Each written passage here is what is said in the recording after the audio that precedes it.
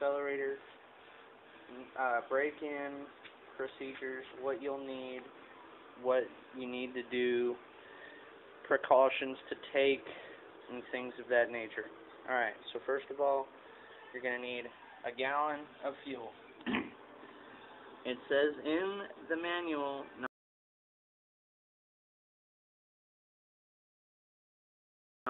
not to exceed, for this truck, 30% nitro. So I went ahead and got 20% nitro for this by XTM because they make the truck, might as well get the same fuel. And you're going to need the fuel bottle.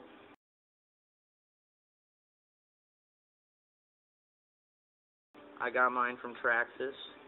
It has a little bit more of a curved neck, makes it easier for you to get the fuel into your truck.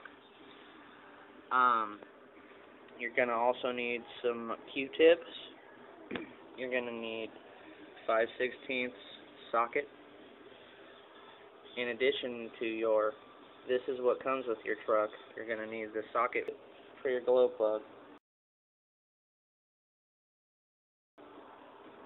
And then you're going to have to have two different sized screwdrivers because the high-speed needle is a little bit bigger than the other ones, and the idle needle is small, and so is the low-speed needle. So you're going to need a smaller sized screwdriver. Alright, and this is just a helpful tip. If you did not get body clips with your truck like these, then you can make it work with small paper clips. And also, in addition to what you will need to run the truck, you're gonna need a glow starter. This is the XTM metered glow starter with the spring lock.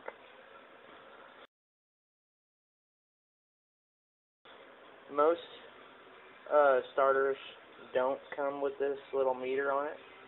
You can get a regular starter. It's a little cheaper. This ran me about $25. Other ones will run you about $18. Alright, so moving on to the starting and the first 5 tanks of your truck. So what you want to do is just like I'm showing here, you want to put your glow starter in the hole into your bulkhead here where your glow plug is, and it should read about a little bit above 2 or right on the 2, not in the red. If it's in the red, your truck won't start. Make sure before you start up your truck, you follow what these manuals say right here. Your basic operations guide for the accelerator and your engine guide. This is your key. This will make sure that your engine is tuned completely right. It has all of the little things to tell you so that you know what your engine is, and you'll know how to tune it right in this book right here. And it comes with the truck. So, in addition to all that, when you're first starting it up, what you want to do is you want to get your glow plug in the hole. You want to have your truck turned on. You want to have your receiver here turned on. Alright. And I'm not going to start it in here because I'm indoors. But you pull the full starter, similar to pulling on a lawnmower. Don't yank it because it's not as long as a lawnmower cord. And once your truck is started and running, check to see once you push the throttle if it's responding to your throttle pretty well. Check your trim on your controller here. Make sure that you're not idling it too high. Check your steering trim. Make sure that you're steering completely straight. And also, just helpful for your running your first 5 tanks. Please, please, please, on your needle here, do not exceed half throttle. Do not go like that and full throttle it. What you're going to do is you're going to hold it for about 2 to 3 seconds like that, and then let off and hit the brake a little bit. Alright, and you're just going to want to do that for the first 2 tanks. You're just going to want to run and then slow it down. Let it idle a little bit. And really, for the first tank, you just want to let it idle. And then for the tanks after that, you're going to just want to do what I said, don't exceed half throttle and drive your truck very slow and gingerly and get it used to the running and the heat. And depending on the temperatures in your area, if you're in a colder climate, you'll have to tune it differently than if you were in a hot climate. So it all depends on how your truck runs when you're actually tuning it. You need to make sure that, for one, not a big plume of smoke is coming out of your truck, but more like similar to a ghost trail almost, you know, just a pretty good amount of smoke when you're hitting half throttle comes out. And then, like I said, after you do the 5 tanks, it'll equal about 45 minutes of run time. You're going to be able to run the truck at more than half throttle. You know, you're going to be able to full throttle it after 5 tanks. But, you know, I mean, get used to your truck first before you try and go racing it around your block and try and stay out of traffic and stuff. You know, I mean, they just go. So you really have to pay attention to how much you push on that receiver right there.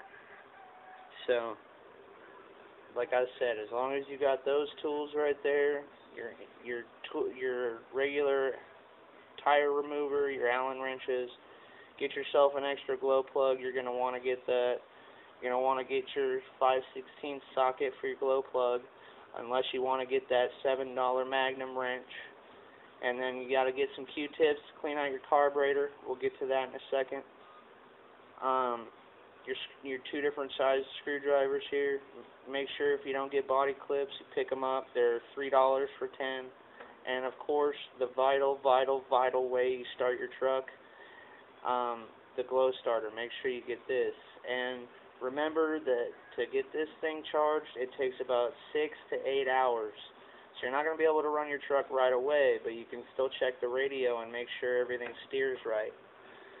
And with the batteries in the truck and the batteries in your receiver, try and go with like Duracells or Duracell rechargeables for the truck, because the truck runs out quite a bit more than the actual radio will. So you might want to get some rechargeables for this, and they're just AA's, so you can get rechargeable AA's for the truck. But I recommend like Duracells for your radio or Energizers, whichever you prefer for your radio. You should run pretty well. But if you're running on road, like for cleaning and stuff like that, this right here is the thing you're going to have to clean most. Because when you're running on road, all your road dust and everything gets sucked up into your filter here. And this is just your air filter. And see how I just popped it off here right off the carb. Now what you want to do is when you're trying to clean this, you want to take off that screw right there, and that'll be all good. Take the plastic piece, pulls right off the top. You pull the foam right off the top, and then if there's any dirt in this hole right here, just go ahead and grab one of those Q-tips and go ahead and swab that out, get it nice and clean. And to actually clean the foam on the filter, you can use Dawn dish soap. I use Dawn dish soap and just distill it with a little bit of water, you know. I just put it in a water bottle because I go out. It's a little bit lighter for my kit. But anyways, it's a pretty good starter truck as long as you keep it clean. Like I'm saying, like on road, you want to clean this filter right here every 4 tanks. And then if you're running off-road in a really dusty environment, then you're going to want to clean it every 2 tanks. And make sure if you get dirt in this carb right here, right in this hole, you have to clean that out, or else your engine will run really bad and it will get dirt in your engine, and you don't want that. And in addition to other things like that, if you're just going to run it one day and then store it for like a week, you're going to want to get some after-run fluid, and that'll be at the hobby store. Only put like a couple of drops in this hole right here. You're going to want to take that glow plug out right there with your 5/16 wrench. And all you do is you take that after run fluid, you put 2 drops, no more than 2 drops, And as long as you have that glow plug removed and there's no fuel in your tank here, just go ahead and pull on your pull starter for about a minute. You know, it doesn't have to be a minute exactly, but you can do it around that time. And just give it a couple of good pulls, and that'll make sure that it gets oiled right. And just, you know, be careful of your surroundings when you're running the truck. Like I said, it's very fast, but it's also very tough. Like, don't take it off like 25-foot jumps, but it will do like 8 to 10, and it will do off-roading if you have the right tires. As you can see, mine are bald because I've been running them on the road. These tires are okay, but you know, like I said, I got to get some dirt tires so that I get a little bit better traction. And then this is the big one. If you ever take a big spill and wreck on the tires, and the majority of the crash happens landing on the sides of the tires here, and your truck just keeps flipping, you're going to mess up your steering servo here. Alright, and see, mine is free. Mine squeaks a little bit because I've messed mine up. Mine is a little bit, it takes the sensitivity out of your servo and makes it a little bit harder on your turns, and really it does affect your truck, but for me right now, I'm most concerned with replacing these tires that are bald. And as long as you don't take any crashes to the side, to your right side of your truck, and I mean, look at the truck. I mean, if you hit something that comes in this far and you're going pretty fast, I mean, wow. I only did it one time, and it messed with it a little bit, but all I have to do is adjust this. All I had to do was adjust this, and this is your brake right here and stuff. That little lever right there engages your brakes. But yeah, like I said, guys, just take it easy when you're going off-road, and take it easy on your first 5 tanks, and you'll be happy you did, because this engine, this little engine right here, is the Toyota of the Nitro car world, dude. I'm serious. It will last you so long as you break it in right.